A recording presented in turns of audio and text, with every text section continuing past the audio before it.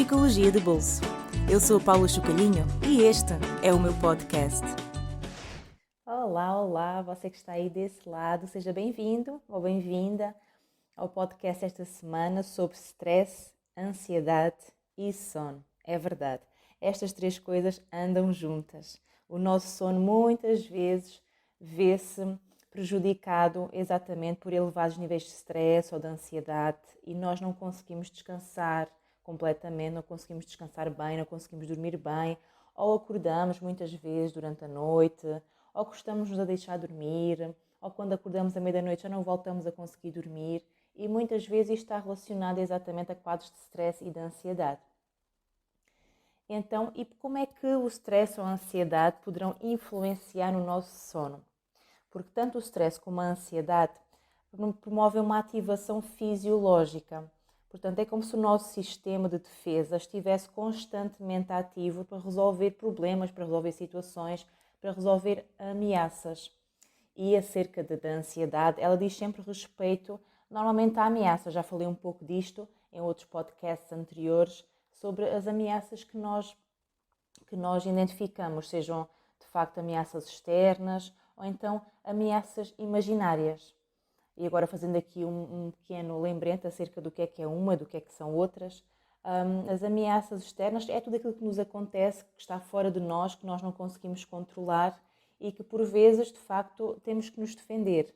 Situações como, por exemplo, se nós vamos atravessar a passadeira, ver um carro a alta velocidade, isso é uma ameaça externa, que nós, quando vemos que está um carro a acelerar na nossa direção, nós assustamos, não é? Então essa ativação serve para nós darmos um salto, corrermos, evitarmos o carro, não é? O embate. E outro tipo de situações, em termos de ameaças internas ou imaginárias, são todos aqueles problemas que nós antecipamos, ou situações que nós temos medo que vão correr mal, ou então nós conseguimos imaginar cenários na nossa cabeça que nos ativam tanto como se fosse algo que estivesse a acontecer fisicamente, em termos reais, em termos concretos e em termos imediatos, e ativamos-nos da mesma forma. Portanto, essa ativação é aquela que depois muitas vezes não nos consegue descansar e estar em paz, porque a pessoa que está super ativa ou hipervigilante perante todas as possíveis situações que podem correr mal, quando tem um familiar doente, quando tem filhos pequenos, por exemplo, a própria mãe, não é? Tem mesmo esse sistema, essa central sempre ligada a ver se o bebê está bem, se houve algum ruído, se o bebê precisa de ajuda, então é como se estivesse a estar sempre atenta, sempre de certa forma desperta, vigilante, e isso muitas vezes prolonga-se durante anos a fio, mesmo quando o bebê já dorme a noite inteira, mesmo quando o bebê já nem é bebê, já é criança, parece que o sono ficou super saltado. E claro, há alturas da nossa vida em que estamos mais ansiosos ou estressados ou entusiasmados por alguma coisa e não conseguimos dormir tão bem, estamos com aquele entusiasmo, aquela excitação, né? Quando vamos fazer uma viagem importante, no dia a seguir, quando vamos fazer uma apresentação, quando vamos fazer uma entrevista de trabalho, quando vamos ter uma conversa importante com alguém.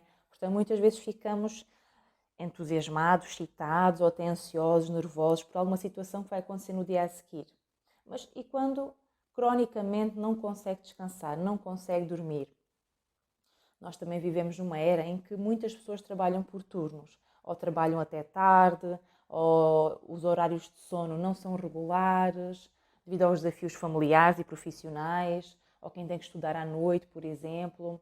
Então, quem também costuma ter trabalhos por turnos, muitas vezes o próprio ciclo de sono é afetado, não é? E então é como se pessoas que fazem turnos muitas vezes também sentem que têm que estar sempre vigilantes, nunca podem descansar completamente, mesmo, por exemplo, quem faz turnos em centro de saúde, em hospital, mesmo que consiga descansar, por exemplo, até ser chamado para algum exame ou algo parecido, sendo que tem que estar sempre alerta, de certa forma, para poder despertar facilmente, não é? Então é aí que entra estas perturbações depois do sono, em que as pessoas não conseguem descansar dia após dia, porque estão sempre ativados de alguma forma.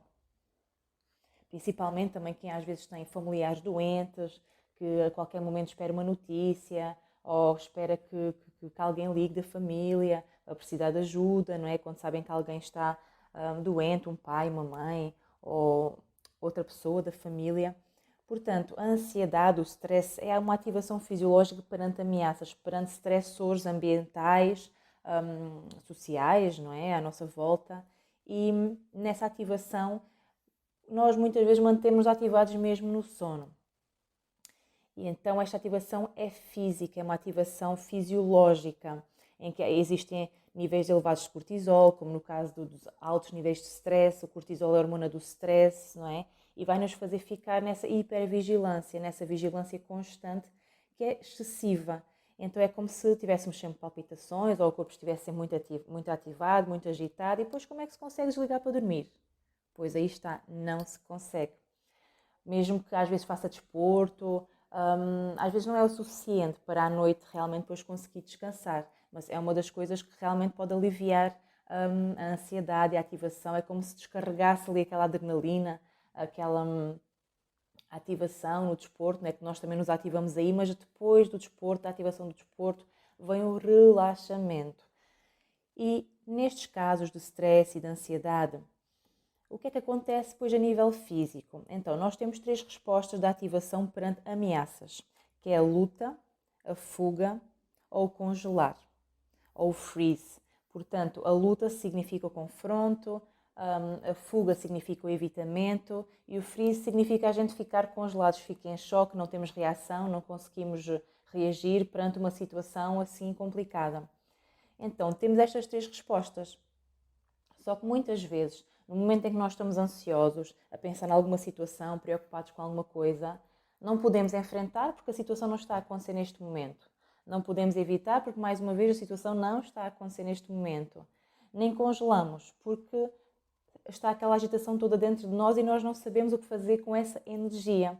Portanto, depois quando nos vamos deitar, quando vamos tentar dormir, o que é que acontece? A nossa cabeça anda a mil, o nosso corpo está agitado, não é? E então parece que não conseguimos desligar esse mecanismo, principalmente quando ele já está ligado há algum tempo, há imenso tempo, independentemente do tempo que seja, parece que esse mecanismo fica ativo e não aprendemos a desligar esse mecanismo. É como se alguém nos dissesse que nós temos que estar preparados para tudo a qualquer momento, mesmo a dormir. E quando estamos neste registro, obviamente que quando estamos a dormir temos um sono mais inquieto, um sono mais sobressaltado, por qualquer coisa podemos acordar, ou até não dormir em profundidade, porque há sempre ali um processamento a acontecer, uma ativação sempre constante. E nestes casos, o que é preciso fazer? Sim, é preciso identificar os estressores, aquilo que nos causa ansiedade, aquilo para o qual temos solução e aquilo para o qual não temos solução. Se não há solução, resolvido está.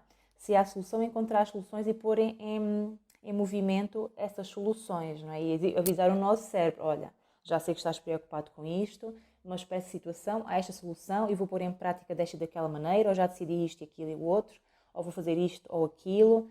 Então, a seguir, é também tranquilizar o seu sistema, como se pudesse perceber que, no fundo, os seus sentidos funcionam perfeitamente. Os seus olhos, o seu sentido do olfato, a audição, o tato. Portanto, se realmente acontecer alguma coisa muito grave, se houver um estrondo qualquer, se um telefone tocar, se alguém tocar a campainha, se o companheiro ou se a criança no outro quarto gritar ou precisar de alguma coisa, os nossos sentidos vão despertar. Portanto, como o despertador que toca de manhã, eu sei que há pessoas que têm mais dificuldade em ouvir o despertador ou têm sonos mais profundos e às vezes ficam com medo de não ouvir o despertador e ficam acordados ou ficam naquele sono leve e despertam montes de vezes, sobressaltados. Mas de facto os nossos sentidos estão aí, eles funcionam e se realmente acontecer alguma coisa, imagine que há um incêndio em algum sítio, um fogo perto de si, você vai acordar com o cheiro, vai acordar com o barulho das pessoas. Então, basicamente, os seus sentidos estão aí exatamente para isso, para o alertarem se houver uma necessidade. Reparem no se. Se não há necessidade, pode continuar a dormir. Eu sei, você agora provavelmente está a perguntar-se, então, mas e como é que eu faço isso? Como é que eu desligo esse alerta? Pois muitas vezes há atividades que podem ser feitas, como por exemplo, fazer a sua higiene emocional, é uma expressão que eu gosto de usar, higiene emocional, que é ao final do dia, tem atividades mais relaxantes, permita-se relaxar à noite, tomar um banho quente, não tomar café, nem bebidas estimulantes, depois das 4, por exemplo, fazer algum exercício de respiração, ou um exercício que gosto de fazer, que o relaxe, que a relaxe, que lhe permita esse relaxamento, essa tranquilidade. É como se à noite, a partir ali das 9, é para poder e ir realmente tranquilizando o seu sistema. O dia normalmente de trabalho já acabou, não é? A menos que tenha afazeres para fazer até mais tarde, mas faça ali uma pontezinha entre o terminar as suas tarefas e ir para a cama ou ir descansar. Às vezes ver a televisão não resulta porque a sua mente continua super ativa, não é? A processar muitos estímulos ou a estar ao telefone, por exemplo. Encontre uma atividade que possa realmente relaxar. Há quem já tenha criado o hábito de fazer exercícios de relaxamento, exercícios de respiração, meditações guiadas. Pode ser um livro que não seja extremamente estimulante a nível intelectual, senão de facto fica viciado ou viciado e não consegue parar de ler. Mas tudo aquilo que o possa ou que a possa tranquilizar ao final da noite. É como se estivesse a ensinar à sua mente: olha, eu sei que estás preocupada com isto, aponte num papel todas as coisas que tem que fazer no dia a seguir, use uma agenda ou um bloco, onde aponte todos os afazeres que tem para fazer, para não se esquecer de nada, porque às vezes quando nós nos vamos deitar é quando nos lembramos: pá, tenho que fazer isto, tenho que ligar àquela pessoa, tenho que fazer aquela tarefa, a ver se não me esqueço de pagar não sei o quê, e ficamos nesta ladainha às vezes até imenso tempo. Pois a nossa mente vai buscar isto e mais aquilo relacionado com aquele pensamento que teve anteriormente e cria-se ali toda uma dinâmica a nível de pensamentos, de histórias que nós vamos buscar, de narrativas, e andamos ali à volta de tudo aquilo. Então sim, lidar com a nossa mente requer algum treino, alguma prática. Não é de um momento para o outro que de repente vai dizer à sua mente: olha, cala-te lá, fica lá em silêncio que agora vou dormir. Não vai funcionar, não é? Obviamente que isto requer algum treino. Nesse caso, esses pensamentos de tarefas, de coisas que tem para fazer, se realmente não está a conseguir dormir, levante-se, aponte num caderno tudo o que tem para fazer, crie soluções, crie objetivos temporais, ou seja, bom, isto faço até a próxima semana, isto posso fazer daqui a 2 dias, isto posso fazer já amanhã. Portanto, organize a sua agenda, organize a sua mente, coloque num papel e isso fica ali. Sempre que a mente lhe vier chatear com esse pensamento, é como se lhe respondesse: bom, isso já está tratado, já apontei, está tudo certo. Porque de facto a nossa mente está sempre a produzir alertas: olha, cuidado com isto, cuidado com aquilo, lembra-te disto, lembra-te daquilo, não é? E se nós estamos com esse tipo de lembretes antes de dormir, quem é que consegue descansar, não é? Às vezes também quanto maior o cansaço, maior a dificuldade em descansar também, não é? Principalmente já está nesta ativação há muito tempo, já está neste registro há muito tempo. É como se primeiro tivesse que aprender a relaxar a sua mente, a tranquilizar a sua mente e o seu corpo.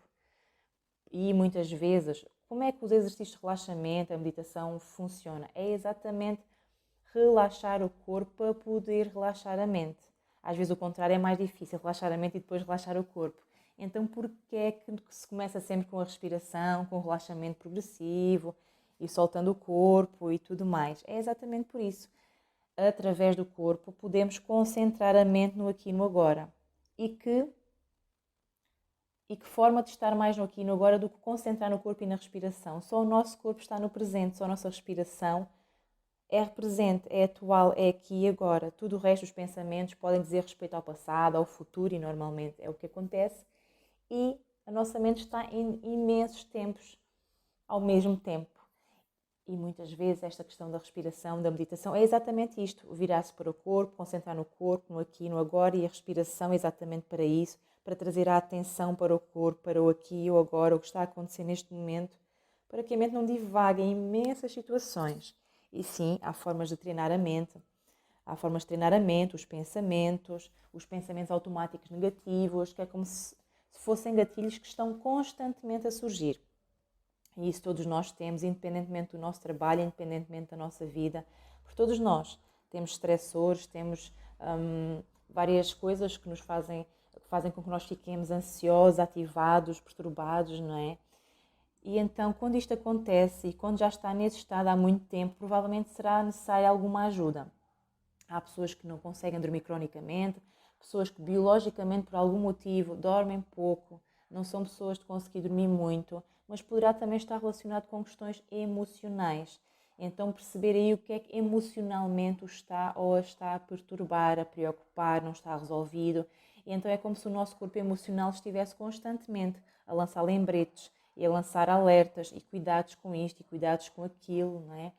Que não justificam a nossa ativação, não justificam essa nossa hipervigilância. Parecemos estar sempre prontos ou prontas para responder a alguma possível ameaça. E sim, temos sempre imensas ameaças mentais, então, São inúmeros os nossos pensamentos ameaçadores, automáticos negativos, o que quiser chamar, que perturbam a nossa paz, que nos fazem ficar preocupados, ansiosos, temorosos, atentos, não é? Então, precisa-se mesmo, para o nosso sono ser equilibrado, temos alguns hábitos, não só físicos, mas também mentais, emocionais. Quer resolver as suas questões emocionais, porque senão elas vão surgir.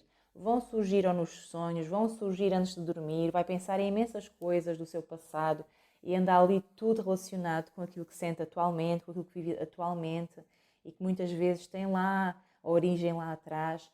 Questões mentais são os tais pensamentos, as tais situações que precisam de uma resolução, que precisam de ter uma atenção da sua parte. É como se também falasse com a sua mente e pudesse dizer: isto é o que eu faço com a minha, que é assim, eu sei ter essa preocupação, vou estar atento ou vou estar atento, vou resolver, vou criar uma solução para isso, vou tentar solucionar assim que seja possível. E quando não dá para solucionar, pois então aí está tudo certo, já sei o que é que me vens mostrar, mas isso resolvido está, isso pertence ao passado, isso é para ficar para trás, é para ficar num arquivo. Então a nossa mente tem mesmo uma necessidade de ser educada. É como uma criança irrequieta que vai buscar tudo e mais alguma coisa, não é? Vai atulhar a sala de brinquedos, aí o seu campo mental de brinquedos, de coisas, de situações. Então temos que arrumar essa sala, não é? Temos que guardar todas essas coisas. Ou outro exemplo é como se a nossa mente fosse uma bancada de trabalho e estivesse cheia de coisas abertas, papéis, coisas ali por resolver, coisas que ainda não apontámos, ficheiros, dossiês abertos. Então há que arrumar a sala da nossa mente.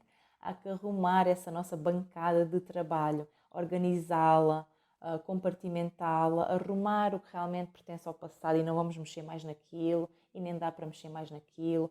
Organizar as tarefas que temos em frente, aquilo que é preciso resolver e arrumar a sua mente, dar espaço a todas as coisas, não é? Arrumar todas as coisas que precisam de ficar arrumadas, senão vão estar sempre aí ativas, não é? Criar lembretes e lembretes e lembretes. Costumo fazer muito este exercício nas minhas sessões, que é a sala de controle da mente. Então a sala de controle da mente é como se nós todos tivéssemos um painel de comandos na nossa mente, com vários alarmes, luzes a piscar, que às vezes representam coisas que até já resolvemos, que já ficaram lá atrás. Então este exercício simbólico é para nos apercebermos da quantidade de coisas que estão aí a ser processadas ainda na nossa cabeça e que nós temos que desligar. É como se ficássemos apenas com muito poucos ali alarmes e pudéssemos regular, não é? Para amarelo, para verde, que não estejam sempre ali a vermelho, não é? Senão a nossa mente não consegue descansar, não consegue estar relaxada, não consegue estar em paz, porque está sempre ali todas aquelas coisas que ficaram ali esquecidas, a piscar, a piscar, a piscar, e que nós temos que ir lá, desligar. Isto mal comparado também, e agora relacionando também aqui com as questões de memória, de atenção, imagina um computador, ou mesmo o seu telefone. Se tiver várias aplicações, vários programas abertos, como é que fica o funcionamento do seu computador e do seu telefone? Fica lento, bloqueia. Então, nós é igual, a nossa cabeça é um processador. É um processador altamente inteligente e que, se tem várias coisas a processar ao mesmo tempo, não vai funcionar da sua melhor forma. E principalmente se houverem muitas questões emocionais que estão neste momento a angustiá-lo, a angustiá-la, a perturbá-lo, a perturbá-la, essas questões têm que ser resolvidas, senão elas ocupam um grande, grande espaço na sua mente. E essas questões todas que ficam em aberto estão a ocupar também energia, estão a consumir energia do seu cérebro. Então, obviamente que o seu cérebro não consegue funcionar eficazmente se está em pano de fundo a processar questões emocionais muito impactantes na sua vida, questões de relacionamento, questões profissionais, questões familiares, questões de autoestima, de alguma situação pela qual esteja a passar neste momento, de insegurança, de instabilidade emocional. Então isso tem que ser visto em primeiro lugar. Tem que ser visto, tem que ser pacificado, tem que ser resolvido da forma que for preciso, tem que ser tranquilizado, para que depois a sua mente possa funcionar com os assuntos práticos, porque a nossa mente foi desenhada para resolver questões, para resolver problemas, para resolver questões práticas, mas nós estamos a atafolhar a nossa mente com questões que não são práticas, são questões muitas vezes emocionais, são coisas que já passaram e que não têm forma de serem resolvidas e que estão a ocupar espaço, que estão a fazer com que o funcionamento da nossa mente não seja tão eficaz como deveria. Então carregamos às costas uma série de coisas, às vezes responsabilidades que nem deveriam ser nossas, pesos que nem são nossos, não é? Ou culpas, ou remorsos, ou preocupações que nós temos mesmo que olhar para elas e temos mesmo que lhes dar um lugar. Temos mesmo que encontrar uma forma de conseguir fazer as pazes com o passado, conseguir resolver as pequenas coisas que estão à nossa volta para resolver, olhar para as questões emocionais e também dar-lhes uma resolução, se for possível, chamar assim a esse processo, uma resolução, e aí o nosso sono realmente pode ser beneficiado com esse trabalho. Não só um trabalho cognitivo, com as ideias, com as crenças, com os pensamentos, mas também um trabalho emocional, com aquilo que está aí, com esse mundo emocional que está aí à espreita, que precisa que você olhe para essas questões, que olhe para essas emoções e lhes dê um lugar dentro de si, lhes dê uma ressignificação, consiga pacificar-se com elas, não é? Portanto, a resolução pode passar por tudo isto e poder à noite ter o seu corpo emocional em paz, o seu corpo mental em paz, com a sua consciência, como alinhamento, a fazer este caminho, a fazer este processo, a dar lugar às coisas, a dizer calma, a gente vê isso amanhã, emoção, já sei, já te vi, estás aí, compreendo o que me queres dizer, eu vou encontrar uma resposta para ti. Então, quando a nossa consciência pode trabalhar desta forma com o nosso corpo mental e emocional e nos conectamos com o físico, com o aqui e com o agora, é meio caminho andado para o nosso sono poder ser descansado. Mas bom, este assunto estava aqui pano para mangas, também para mais informações acerca do meu trabalho e se realmente precisar também de ajuda nestas questões, procuro os meus contactos, tenho um blog, Facebook, Instagram, em Paula Chocalhinha Hipnoterapia, encontro aí toda a informação que precisam sobre mim, sobre o meu trabalho e sobre estas questões também, principalmente a ansiedade. Obrigada por terem estado deste lado e até para a semana para o próximo episódio.